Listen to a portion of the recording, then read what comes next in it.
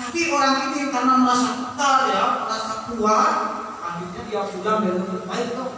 Di tengah jalan dia menggerutu persis dengan murid yang suka menggerutu. Oh tuh, macam mana ini? Apa saja? Macam apa ya materi? Itulah apa ini dokter? Gak tahu kan? Saya berada keren kayak ini. Tekan begini. Saya kan antar besi kuat. Tanya orang ini, pulang ke rumah. Oke, saya ikat kalau saya kuat. Ngeyel dia mas. Ngeyel sampai rumah, cabai dimakan semuanya, kecut-kecut dimakan semuanya. Ya. Terus merokok, terus minum kopi. Ternyata setelah 3 hari kemudian, orang ini asam lambungnya masuk ke asam lambung akut. Yang 7 hari kemudian, orang ini ternyata meninggal dunia. Alhamdulillah wa inna ilaihi raji'un. Ada satu orang masih yang cerdas. Dia itu kelihatannya loyo, lemes seperti yang lemes-lemes hari ini agak lemes gitu. Terus kemudian badannya gembul, bangke, tak kelihatan fresh. Pokoknya datang dia sakit asam lambung, datang ke dokter, dok saya dari tadi nggak enak makan dok, tolong saya dok, obati saya dok. Ya mas, jangan makan yang pedas-pedas, jangan makan yang kecut-kecut. Akhirnya orang ini karena manut ya, walaupun badannya tidak meyakinkan, tidak terasa fresh karena dia manut, ya kuncinya manut. Kenapa? Karena dia sadar bahwa ini dokter yang mampu menyembuhkan, ya, yang mampu menyembuhkan orang sakit itu dokter. Berarti saya harus manut betul kepada dokter. Saya tidak boleh melanggar apa yang dikatakan dokter. Pulang dia tidak makan yang kecut-kecut, tidak makan yang pedas-pedas. Katanya dokter, kamu kalau bisa perutmu harus diisi, biar lambungmu terisi dan tidak kosong. Karena yang membuat asam lambung itu adalah perut yang kosong.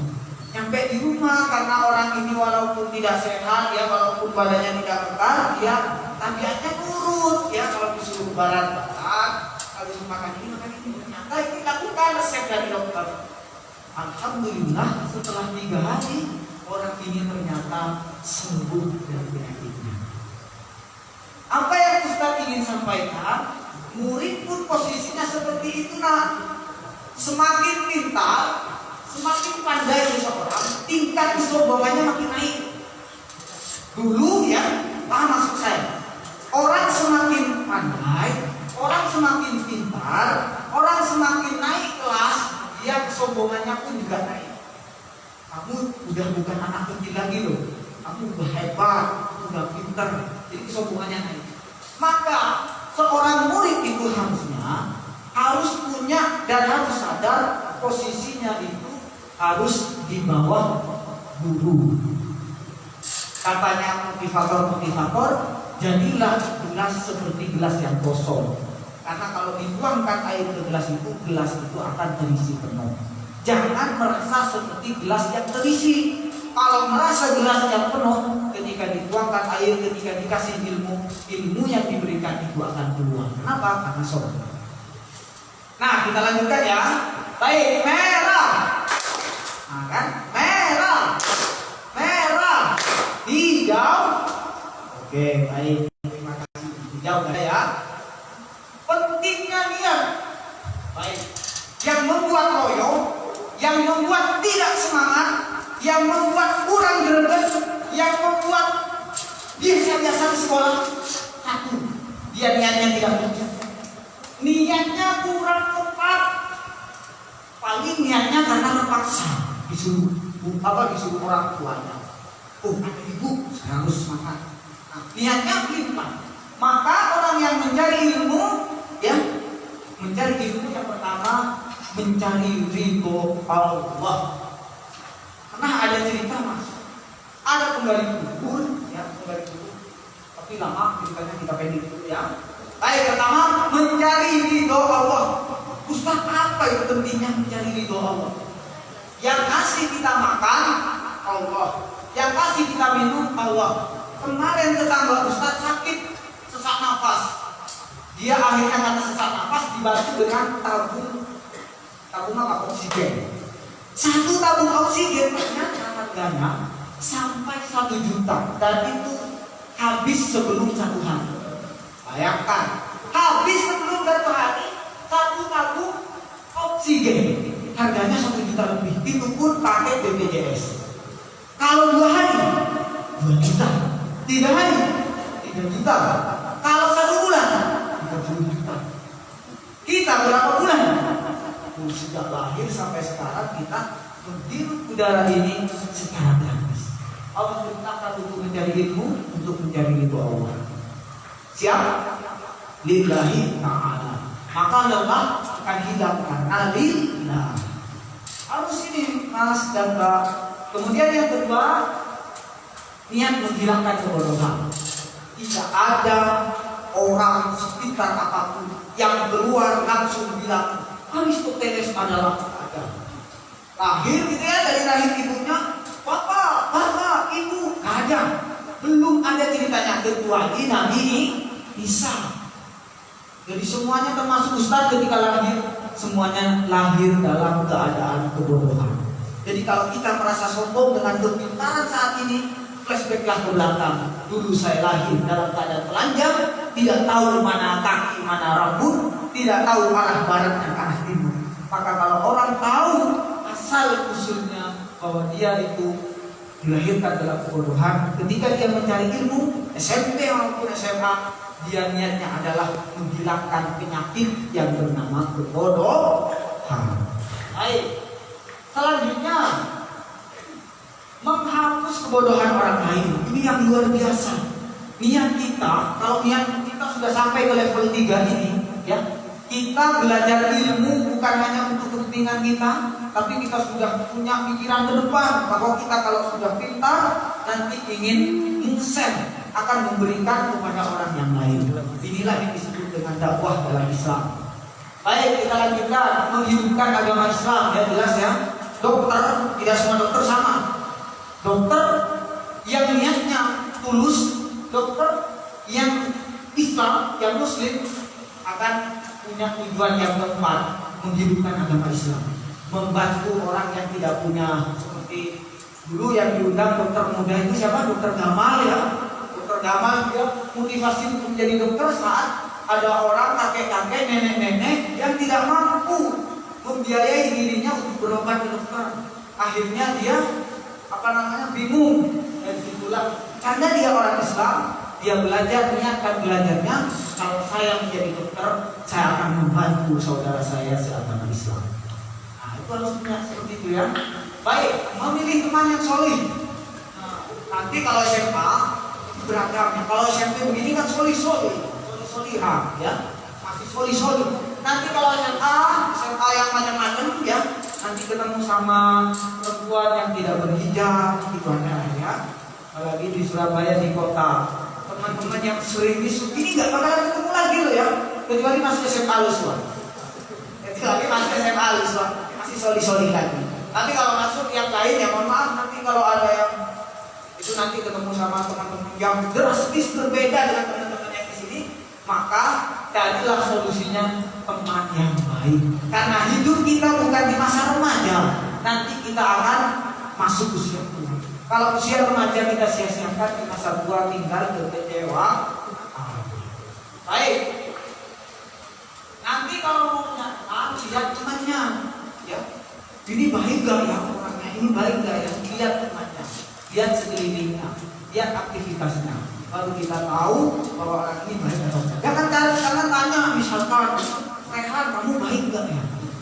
Rehan gak, saya ini rajin gitu ya. Kalau tanya langsung, aku baik gak? Saya baik, saya perhatian dan seterusnya. Kalau tanya ke orangnya langsung. Tapi kalau mau tahu sebetulnya orang itu baik atau tidak, lihat temannya. Temannya Tolim itu siapa? Ternyata temannya Tolim itu para ustaz. Wah, itu sudah baik. Tapi kalau temannya itu yang misu-misu, ini pasti tidak baik.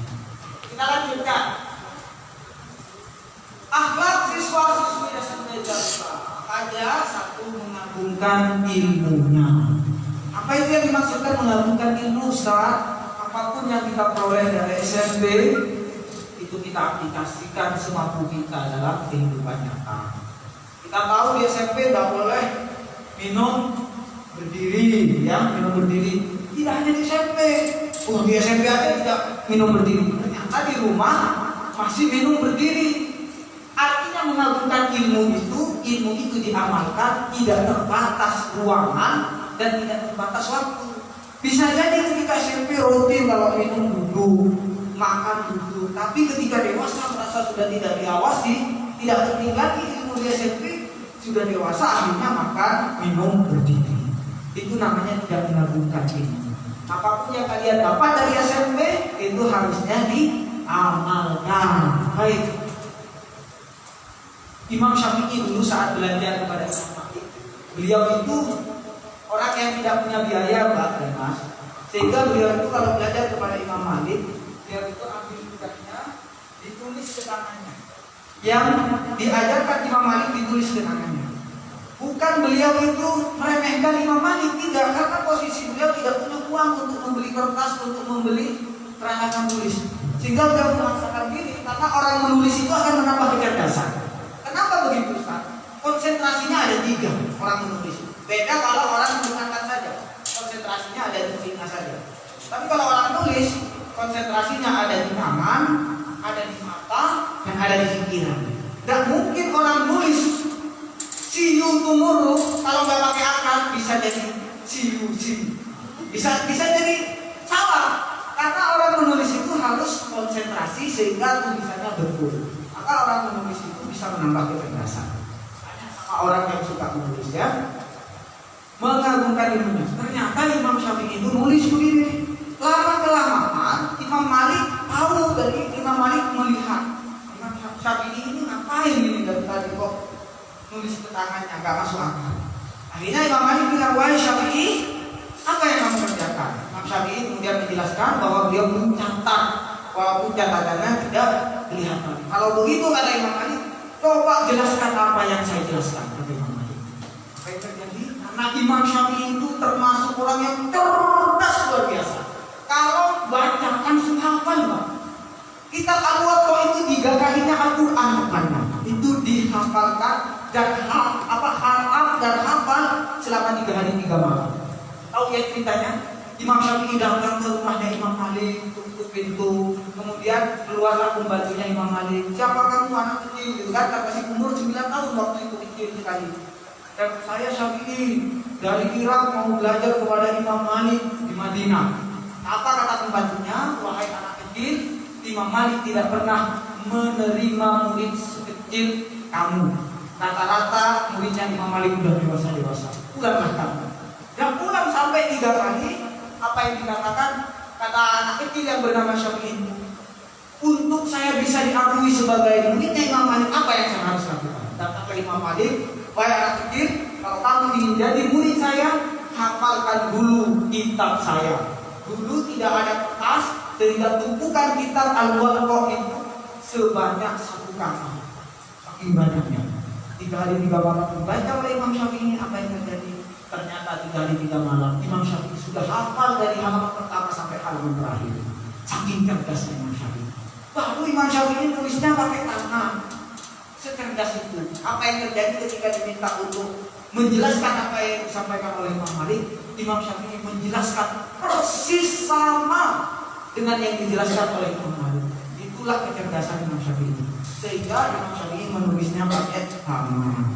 Kalau kita masih belum selevel itu, baguslah kalau kita menulis dengan kertas. Itulah bagian yang dilakukan ilmu. Lanjut, menghormati ustadz-ustadzahnya. Dalam hal ini saya tampilkan video dulu dan tidak usah praktek karena kelas 9 sudah bagus ya ketika menghormati ustadz-ustadzahnya. Baik, saya tampilkan video, tolong disimak videonya. Mana ini? Bentar. Kalian cukup menyimak, menghayati ya. Nanti saya tanya perasaan kalian.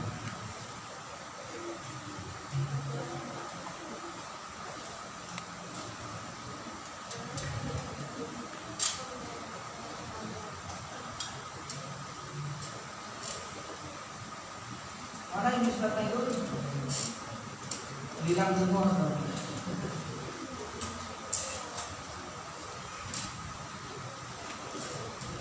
susah sekali. Saya ya.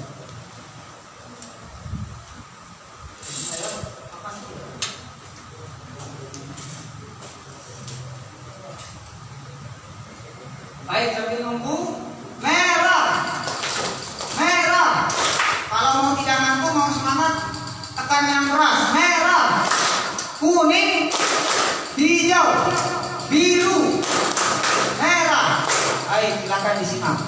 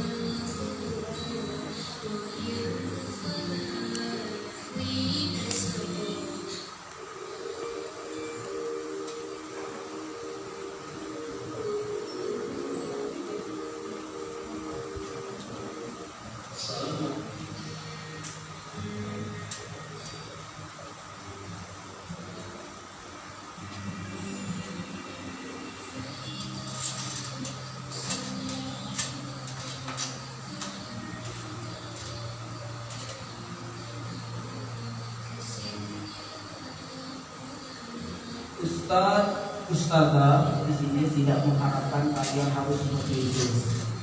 Cukup menjaga akhlak, sebagaimana akhlak kalian selama di SMP itu sudah luar biasa. Ustaz berharap ketika kalian lulus dari SMP, kami tetap diakui sebagai ustaz-ustazah kalian. Walaupun mudah-mudahan nanti kalian menjadi orang sukses semuanya, orang hebat, orang yang mungkin gelarnya lebih tinggi daripada ustaz-ustazah di SMP.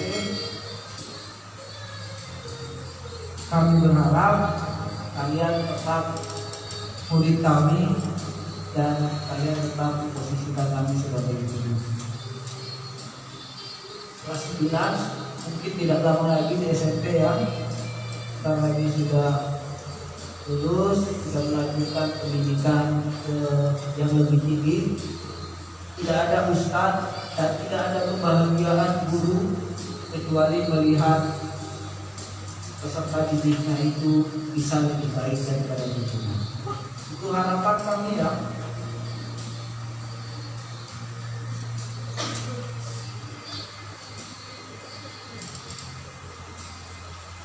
Kalau kita berpikir secara logika, hal-hal yang ada di video itu mungkin tidak masuk akal. Tetapi adat itu rasanya banget dimasukkan ke logika, tapi masuk ke dalam hati.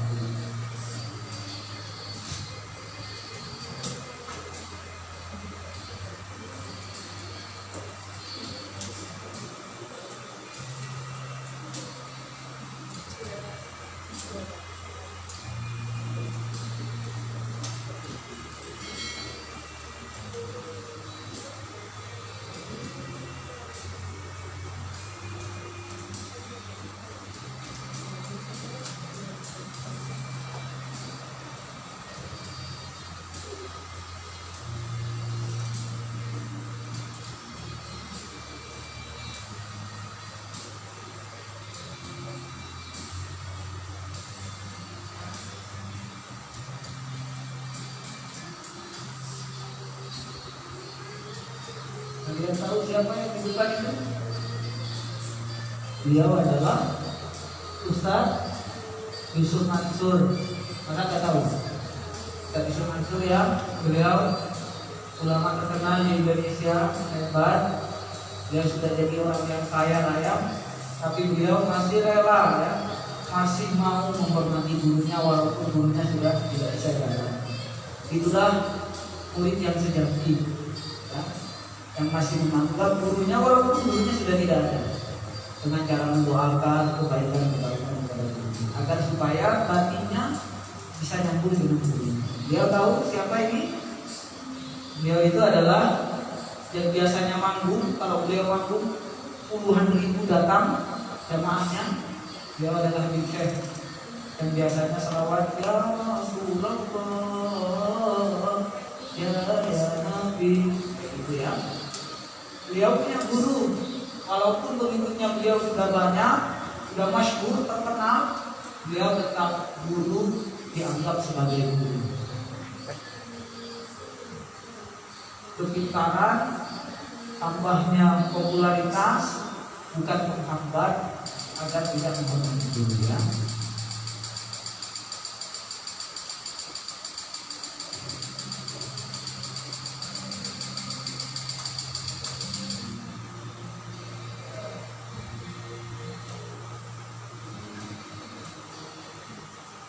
Jadi bukan murid dan guru, tapi mau menunjukkan kenapa? Karena mereka menganggap ilmu itu harus diagungkan, termasuk orang memiliki ilmu. Nah ini juga ulama internasional, ulama dunia, Syekh Ali Jum'ah, Mufti Mesir, Al Azhar Kairo, ketuanya Mufti ya, beliau masih pensiun, dan satunya adalah Habib Umar bin Hafiz, ulama terkenal juga.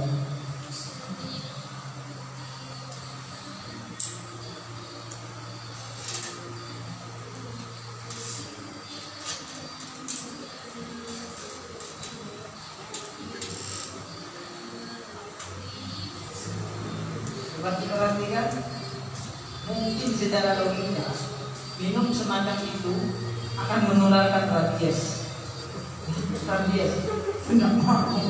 Kalau di situ bekas gurunya adalah di pesantren biasanya makan 10 orang satu nampan makan bersama. Kalau dimasukkan logika itu hanya menularkan virus-virus jahat. Saya katakan tadi akhlak dan adab itu tidak bisa dikalah dengan akal.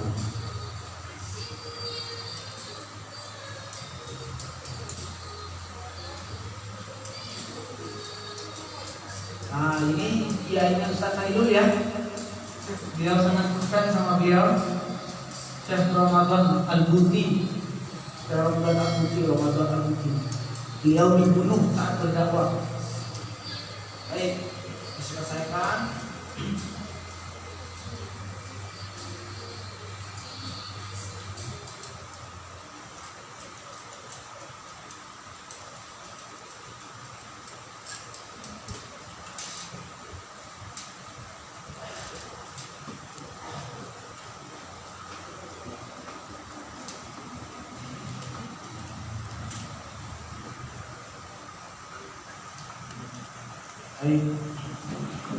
Ada yang bisa menampilkan, ada yang bisa presentasikan bagaimana perasaan kalian saat lihat video yang tadi. Satu kata aja, satu anak satu kata. Apa perasaan kalian saat lihat video tadi? Boleh juga tangan?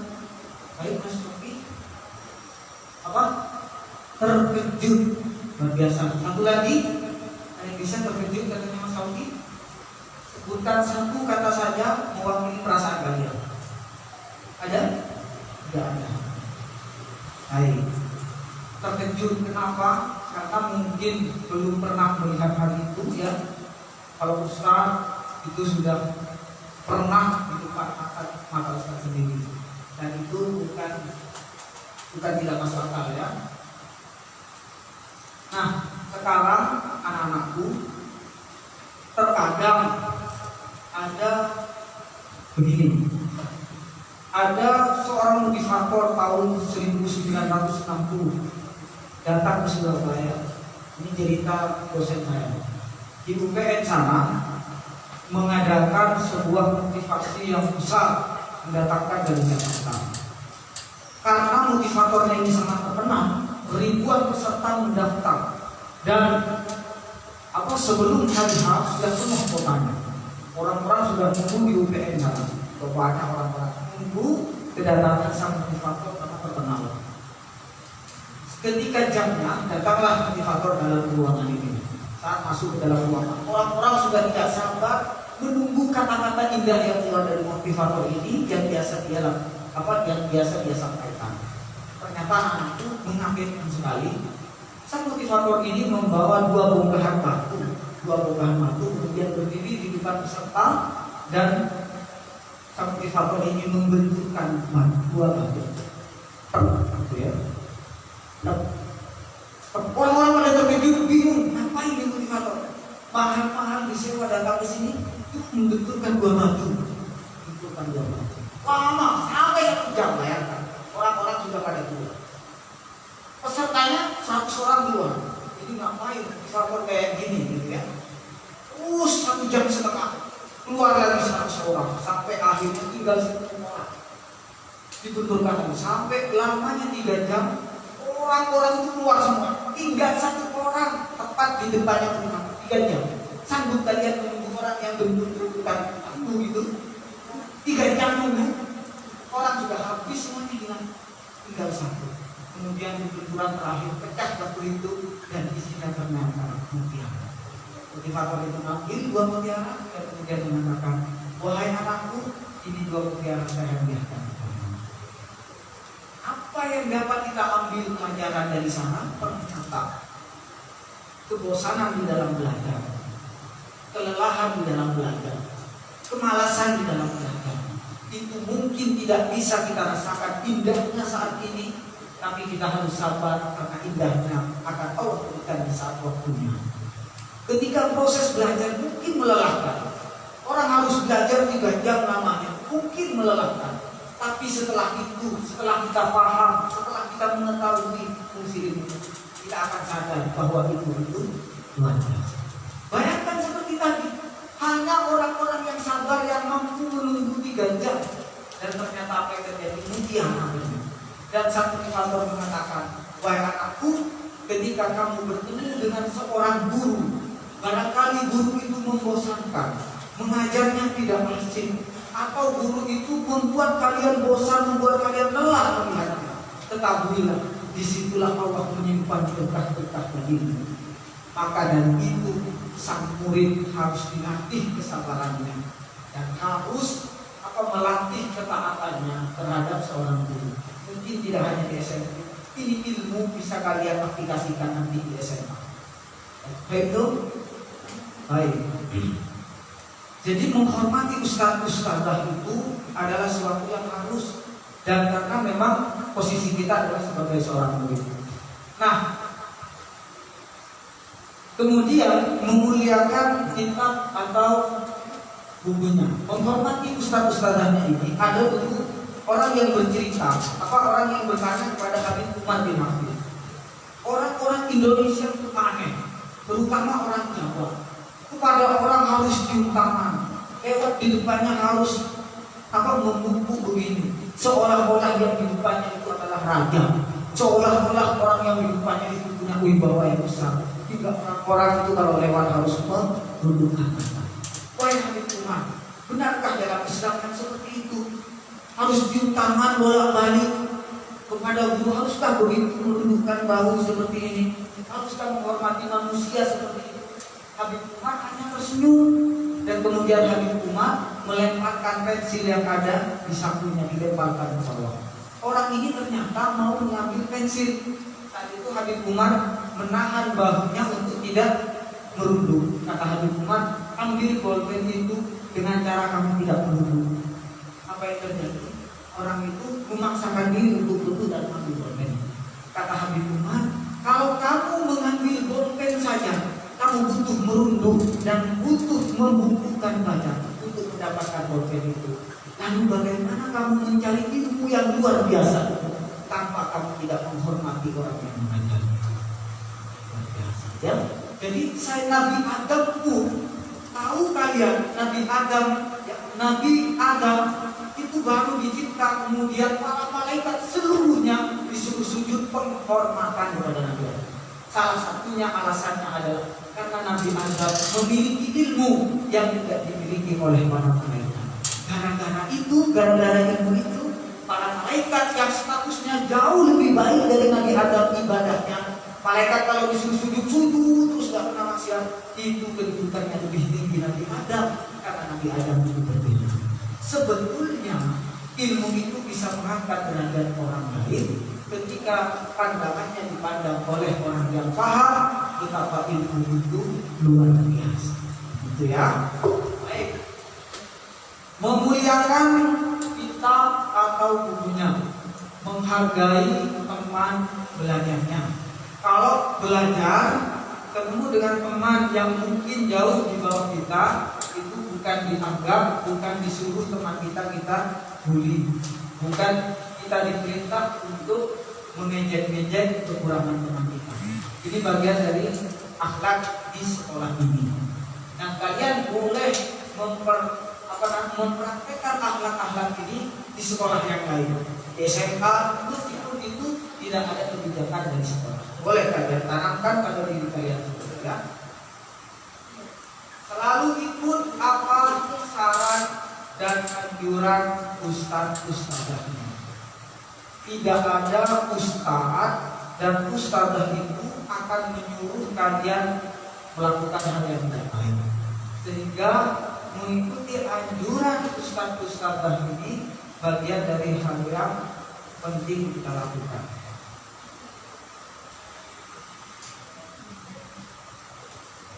Kenapa? Kalau ada ustaz, oke mas, kemudian tidak oke, itu perasaannya ustaznya sakit ya, kecewa, mungkin dia tidak dendam, tidak cuma oke. Cobalah kalian, orang yang bijaksana itu adalah orang yang mampu menempatkan perasaannya di perasaan orang lain. Paham maksud saya? Orang bijaksana itu adalah orang yang mampu merasakan perasaan orang lain. Jadi kalau kita merasa ya, kalau kita disuruh ongkir kemudian itu pun tidak nyaut, bagaimana kalau kalian di posisi itu ya? Baik, selalu ikut apa saran dan anjuran ustazahnya. Saya begini, dulu dalam anak juga, kita dulu menghargai tempat untuk ustazahnya. Jadi kalau bisa tempat ustazahnya jangan diduduki. Nah, ada tuh bangku depan tempat gurunya, kadang kakinya di atas bangkunya, itu bagian dari hal yang tidak sopan. Jadi apapun yang terikat dengan gurunya itu bagian dari yang perlu kita yang perlu kita hormati. Pernah suatu ketika Imam Ahmad bin Hanbal. Kalau Imam Ahmad bin Hanbal itu ulama hadis terkenal, bahkan ulama fikih, bahkan mazhabnya sampai sekarang dipakai oleh banyak orang. Ya. Ketika Imam Ahmad bin Hanbal mengajar ratusan muridnya, Imam Ahmad bin Hanbal lagi mengajar begini. Lalu tiba-tiba Imam Ahmad bin Hanbal berdiri, sehingga murid-muridnya bingung, berdiri ngapain gitu ya. Terus kemudian duduk lagi, panjang. Setelah itu 10 menit kemudian berdiri lagi, kemudian duduk lagi, 3 kali berturut-turut. Muridnya pada bingung. Ternyata ketika beliau ditanya kenapa beliau di saat mengajar harus berdiri sampai 3 kali, beliau mengatakan, saat saya mengajar kalian itu, di luar sana ada anak kecil yang saya kenal. Anak kecil itu adalah anak dari guru saya. Oleh sebab itu saya ingin menghargai anak dari guru saya, maka saya berdiri. Anaknya. Kemudian saya duduk lagi karena anak itu sudah hilang dari pandangan saya. Kemudian datang lagi, maka saya ingin menghormatinya, saya berdiri. Luar biasa.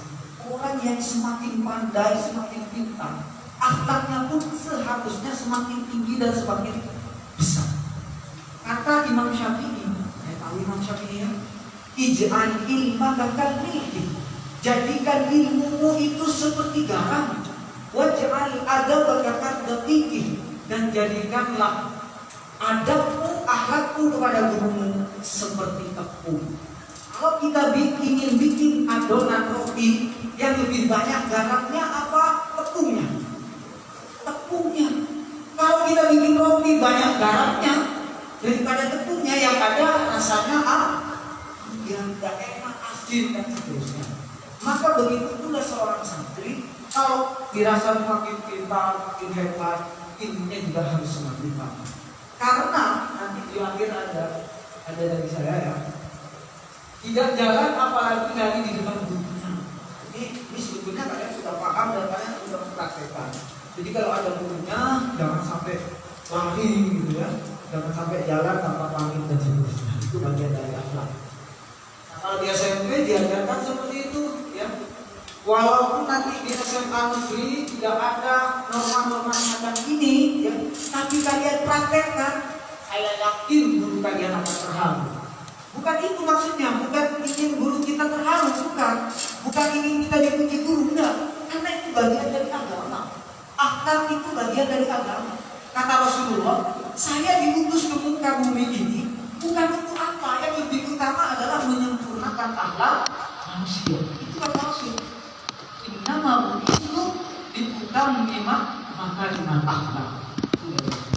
Sehingga Rasulullah selalu sepak terjangnya, perilakunya, ucapannya, sikapnya selalu menyenangkan hati orang lain. Baik, kita lanjutkan sedikit lagi. Ini syaratnya ya, syaratnya sudah ada di kalian semuanya.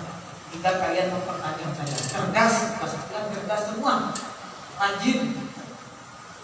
Kemudian sabar. Ini yang mungkin perlu dilatih ya, sabar. Lanjut, semangat belajar. Ini semangat belajar. Muhammad bin Hasan tidak mau tidur sebelum benar-benar paham yang dijelaskan oleh gurunya.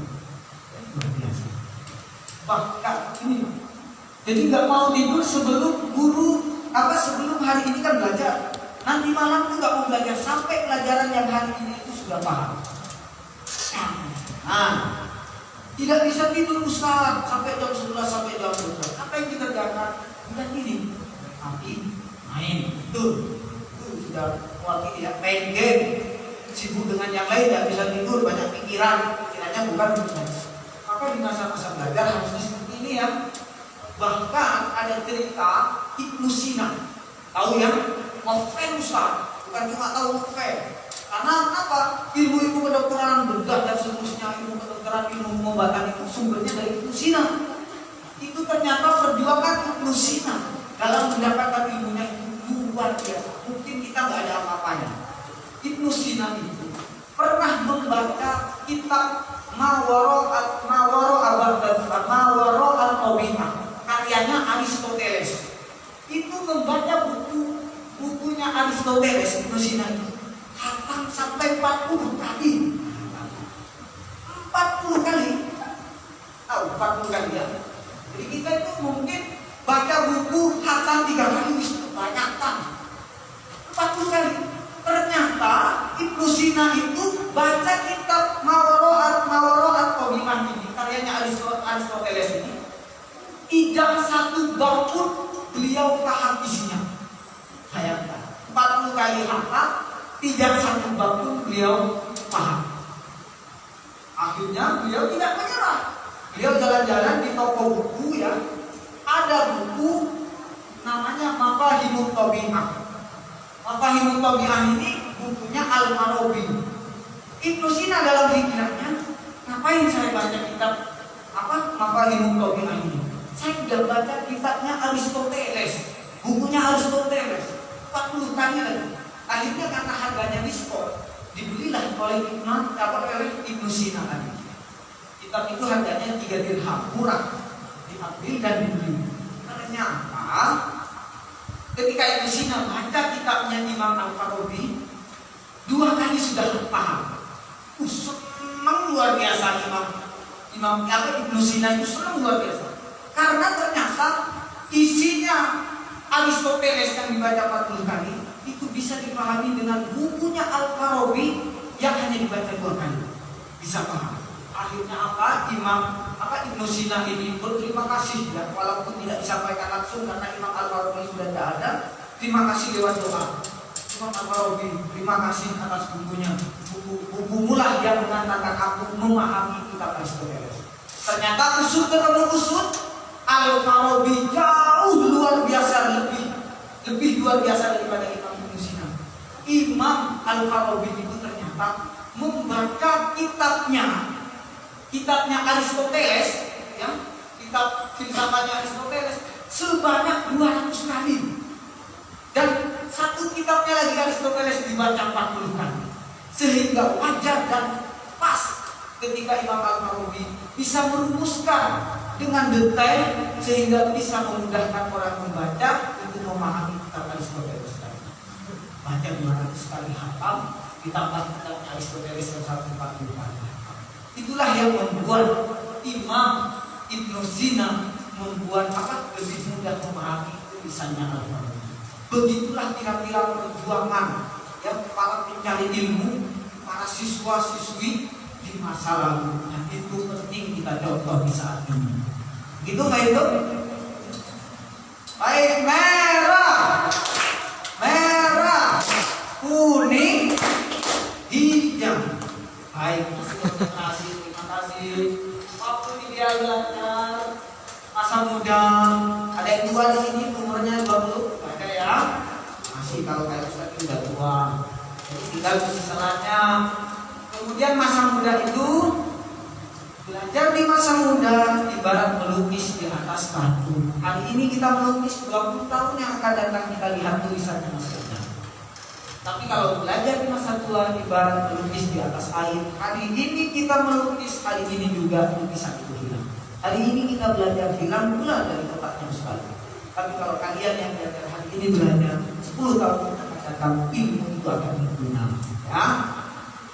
Waktu antara maghrib dan isya, kalau di Madura biasanya adalah waktu maghrib dan isya ini digunakan untuk mengaji, belajar Al-Quran. Kalau kalian mau belajar IPA atau IPS, ya ini ya yang bagus. Kalau belajar di masa-masa ini lebih gampang maksudnya ya daripada sembarang belajar. Menggunakan waktu yang kosong, ya lagi senggang, tidak banyak pikiran, lagi fresh otaknya ya. Beda orang belajar dalam keadaan susu, ya dalam keadaan susu. Ingat game, ingat WA, ingat YouTube, ingat ini, terus belajar, masuk. Tapi fresh, baru bangun tidur fresh, gak ada pikiran belas, kemudian ambil buku belajar, nah itu cepat masuk ya. Tips menguatkan hafalan, belajar yang gigih. Ya. Tadi saya sudah sampaikan betapa gigihnya Imam Ibnu Sina belajar. Bahkan Al-Farabi gurunya itu 200 kali gigih sekali ya. Belajar yang konsisten, bukan monoton. Kemudian mengurangi sarapan pagi. Banyak makan pagi itu bisa membuat kita lupa. Makanya kalau orang Eropa itu makannya roti. Kalau di Indonesia makan roti bukan makan namanya. Baru kalau makan nasi itu makan. Kalau makan roti sarapan. Ya, jadi orang Eropa itu cerdas-cerdas makannya sarapan paginya sedikit. Kemudian melakukan sholat malam. Berat ya, apalagi yang sudah tua-tua berat. Kalau yang muda-muda masih punya kesempatan. Masa game 4 jam nggak bisa. Kalau bisa, lalu sholat malam nggak bisa. Nah, sholat malam itu mampu mencerdaskan otak. B.J. Habibie, ya, tahu ya ceritanya B.J. Habibie? B.J. Habibie luar biasa. Di Indonesia tidak ada orang yang lebih cerdas daripada B.J. Habibie. Saat di ITB dia selalu ranking 1. Dan ada yang mengalahkan B.J. Habibie. Dan ranking 1 ranking 2 jauh skornya. Artinya banyak B.J. Habibie. Pergilah B.J. Habibie ke Jerman. Di Jerman ternyata B.J. Habibie baru ranking 3. Dunia itu ranking 3. B.J. Habibie terkejut, kok bisa orang ini mengalahkan saya. Ditelusuri oleh B.J. Habibie. Ini kisah nyata B.J. Habibie yang cerita. B.J. Habibie menelusuri, ternyata 2 orang ini orang Kristen, bukan orang Islam. Saat itu B.J. Habibie tambah tidak terima. Kalau orang Islam yang mengalahkan saya masih terima. Ditanyalah apa 2 orang ini didatangi sama B.J. Habibie, ditanya, bagaimana kamu belajar? Di Indonesia tidak ada yang lebih hebat dari saya. Kenapa di Jerman kamu mengalahkan saya? Orang ini enggan menyampaikan rahasianya, tidak mau. Hingga akhirnya didekati sama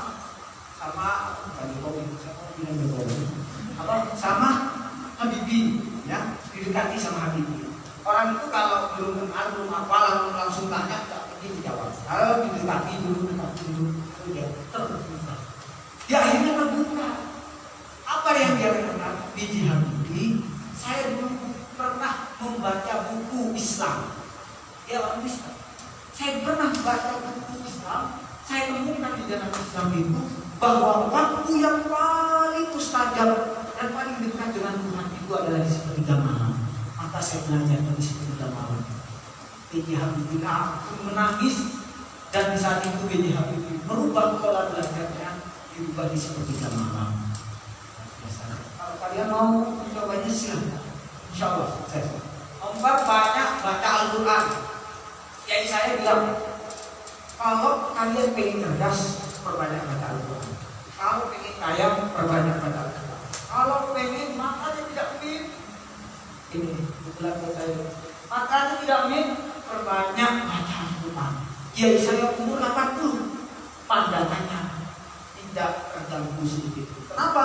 Dimanapun beliau bersama kita, ya, karena tinggalkan Al-Quran. Walaupun nanti di SMA-nya tidak ada Al-Quran, misalkan. Selalu membaca basmalah ketika belajar. Bismillah. Dan menghindari dosa. Nah, ini yang penting, menghindari dosa. Ini dosa sekarang di mana-mana. Dekat ya, bahkan dosanya ada di tangan kita. Dosa ada di tangan kita. Tapi Imam Syafi'i cerdasnya yang seperti saya ceritakan tadi, sekali baca langsung hafal. Tiba-tiba saat dia belajar kepada Kiai Wafi, beliau kemudian membaca sampai 3 kali nggak hafal. Biasanya sekali hafal, sampai diulang 10 kali baru dia hafal. Nah ini membuat Imam Syafi'i galau. Jadi galaunya Imam Syafi'i bukan diputus cinta. Imam Syafi'i galau bukan karena dicuekin, bukan. Imam Syafi'i galau ketika hafalannya menurun. Di saat itulah Imam Syafi'i mengadu kepada gurunya. Syakautu ila wakin sukahati Farsyadani ila tarukil ma'asi Farsyadani fa innal ilma nurun wa nurullahi la yuhda bil'asi. Katanya Imam Syafi'i, saya mengadu pada Kiai Wafi tentang kejelekan hafalanku. Farsyadani ila tarukil ma'asi. Kemudian guru saya memberikan petunjuk kepada saya agar saya meninggalkan maksiat-maksiat. Fa'inal ilma, kata sesungguhnya ilmu itu nurun, adalah cahaya Allah. Wa nurullahi la yuhda bil asi, dan cahaya Allah tidak akan pernah dikasih kepada orang-orang yang ahli maksiat. Sehingga Imam Syafi'i sadar ternyata 1 bulan yang lalu Imam Syafi'i tidak sengaja ini Imam Syafi'i melihat betisnya perempuan yang tersimpan. Kemudian Imam Syafi'i sadar, oh iya, saya nggak sengaja loh padahal. Akhirnya Imam Syafi'i taubat nasuha, sekali loh ya, tersingkat dan tidak sengaja. Apalagi disengaja. Nah itu hilang. Akhirnya apa Imam Syafi'i? Luar biasa, kembali lagi kecerdasannya sehingga beliau menjadi ulama berjuang sampai saat ini. Jadi dosa bisa menghalangi kita dan bisa menghalangi kita antara kita dan ilmu, ya, dihalangi dengan dosa. Ustaz, akan hampir ada tempat kita, ya, bisa kita, ya. Ini yang terakhir dan Ustaz, sudah tinggal 4 menit.